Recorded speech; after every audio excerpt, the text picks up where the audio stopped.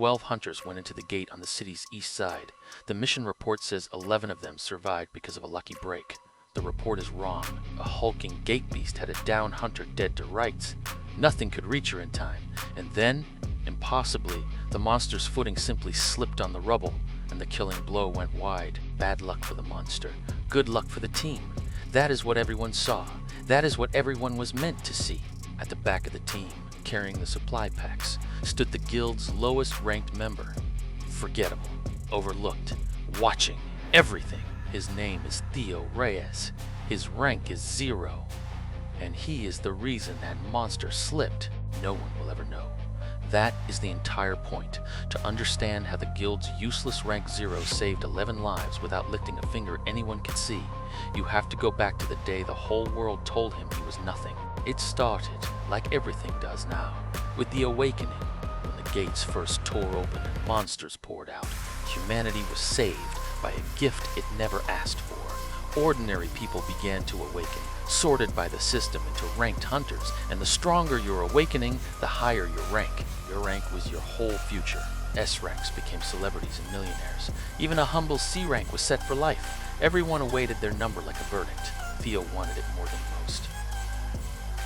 An orphan, broke, with a kid sister to support, his awakening was the one lottery ticket he had. He had dreamed of at least a B. He stepped up to the system altar. He placed his hand on it, and the entire hall waited for his number. The system scanned him and scanned him again, and then it did something the officials had only ever seen as a malfunction. It returned a 0, not an F, not the bottom of the scale, 0. As if the most advanced measuring system humanity had ever built simply could not find anything in him to measure. The hall laughed. Of course it laughed. The broke orphan who needed it most had drawn the only blank anyone had ever seen. A rank 0 could not get hunter work, a hunter license, or a hunter's pay. By the system's word, Theo Reyes was a civilian who had failed to awaken. The lottery ticket was blank. He talked his way onto a guild anyway, not as a hunter, as a porter, a pack mule who hauled gear into safe zones for the real hunters, for scraps. It was the only door the world left open. At the guild, he was furniture, a joke with a name. And no one enjoyed the joke more than the guild's golden boy, S-rank Garrett Voss. Careful with my gear, 0, Voss would say to laughter. Theo would nod and carry the packs. He had learned very early that the most useful thing a nobody can do is let people believe he is one. Because Theo had a secret, one he had been quietly testing since the day the system called him nothing. The system was not wrong about his power. It was wrong about what he is. The system ranks hunters by raw output channeled through memorized incantations. It is the one axis Theo is not on, because Theo does not memorize spells. Theo sees them. Where every other mage in the world recites a memorized formula they cannot see, Theo perceives the living lattice underneath the magic itself, the weave, the source code no one else can read, and anything he can see, he can copy. Any spell cast in his sight, any technique he can lay a hand on, he keeps a thread of it forever. There is just one catch, and it is the catch that keeps him alive and humble. A copied spell arrives weak, a whisper of the real thing. To make it usable, he has to train it in secret, alone, for a long, long time. So his weakness is not a lie.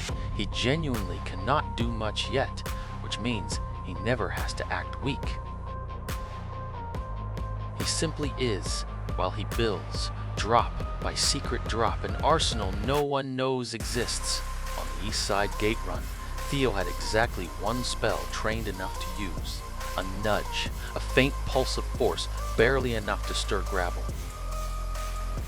He had copied it weeks earlier, watching Voss show off. In Voss's hands, it shattered concrete. In Theo's, after weeks of secret drilling, it could move a handful of loose stones. Pathetic by any hunter's measure. Unless you are very, very smart about where you put it. Back in the gate when the beast reared over the downed hunter, Theo did not try to fight it. He could not.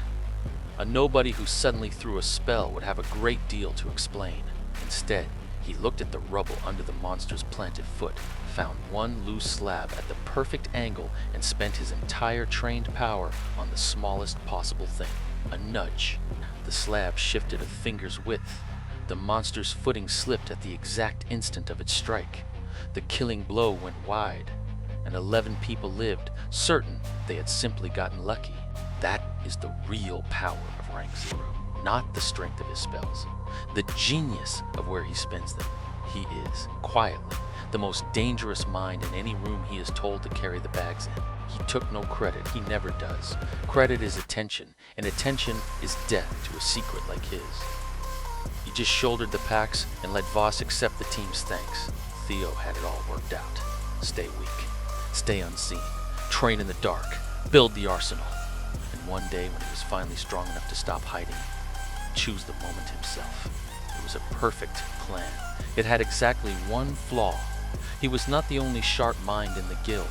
Nadia Frost ran the guild's gate analytics. Her job was patterns, and lately, one impossible pattern kept appearing in the data, always around the same useless name. Slipped footing, snuffed flames, dropped guards at the perfect second, 6 runs, 6 impossible coincidences, and on every single one of them the roster listed the same Rank Zero porter at the back of the team. Statistically, she murmured to her empty office, that is not luck, that is a person. She did not yet know what Theo was, but she had just become the first soul alive to notice he was something at all. The system scored him at 0. It was measuring the wrong thing. And the moment one clever analyst started measuring the right thing, the most invisible man in the guild stopped being quite so invisible.